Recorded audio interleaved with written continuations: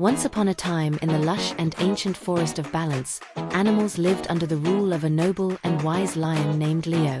He wasn't just strong. He was fair and just, respected by every creature who walked, flew, or crawled. Under his reign, all animals had their share of food and safety. But not everyone appreciated this harmony. Deep in the northern woods lived a wolf named Vark, whose eyes always gleamed with greed. He wasn't content with his share. He wanted more. More food, more power, more respect. And for that, he began to devise a plan to overthrow the forest's peace.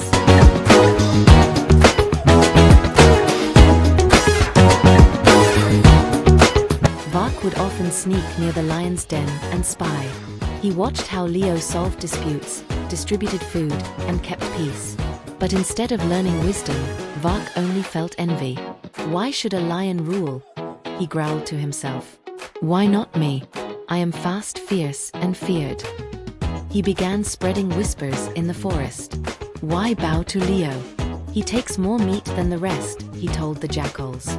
He favors the herbivores, he told the snakes. His lies started spreading, like poison in clear water.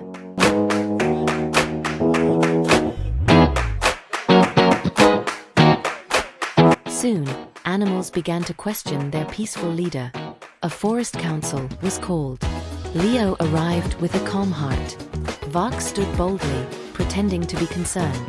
The lion takes too much.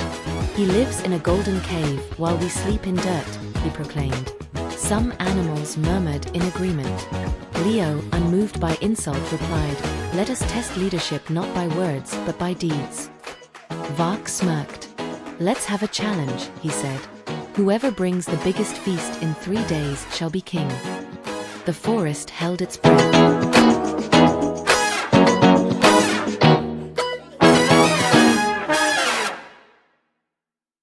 Vark rushed into the dark forests, hunting every rabbit, deer, and bird he could find.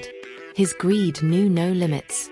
He filled his den with meat and bones, stacking them high like a greedy dragon hoarding gold. Meanwhile, Leo took a different path. He journeyed to the high mountains, where the rivers began. There, he watched the water and meditated. He spoke with the birds and observed the signs of nature. The forest doesn't need more food, he said. It needs wisdom and harmony.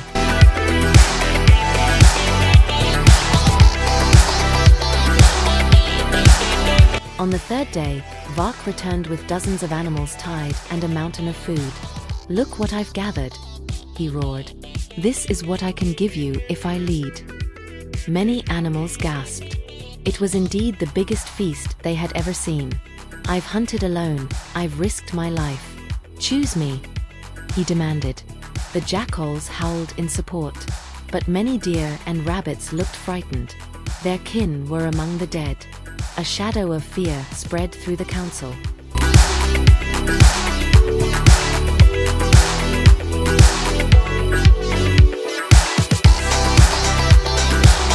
Leo stepped forward carrying only a fruit and a bowl of spring water. "This," he said, "represents balance." The crowd grew silent. Vark's feast was stolen from our own forest family. He killed more than he needed. His feast is soaked in blood and fear. He passed the fruit to a deer, and the water to a thirsty bird. A true leader doesn't take. He gives and protects. His words, soft but deep, sank into the hearts of all who listened. The feast Vark brought now looked rotten under the weight of truth.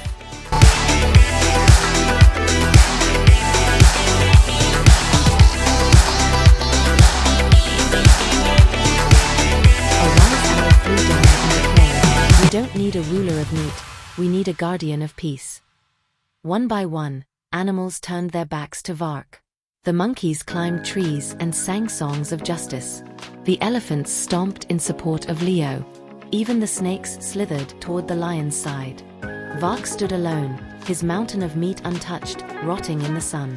The forest had spoken, not with fear, but with love and unity.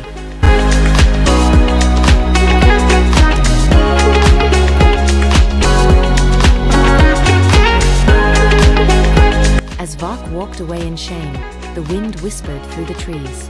greed consumes all, even itself. Leo returned to his cave not with power, but with peace. He wasn't a king because he demanded to be. He was one because he deserved to be. The animals cleaned the forest, buried their lost kin, and promised to protect balance together. Leo forgave those who doubted him. He taught them that leadership was not about taking, but about understanding, guiding, and listening.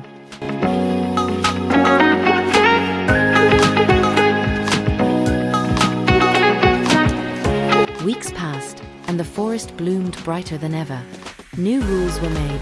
No animal would hunt out of greed, and everyone would share what they had. The birds sang stories of Leo's wisdom. The parrot told tales to young cubs of how balance triumphed over greed. The lion's cave was open to all. Even the tiniest mouse could enter without fear. The forest was no longer ruled by strength, but by understanding.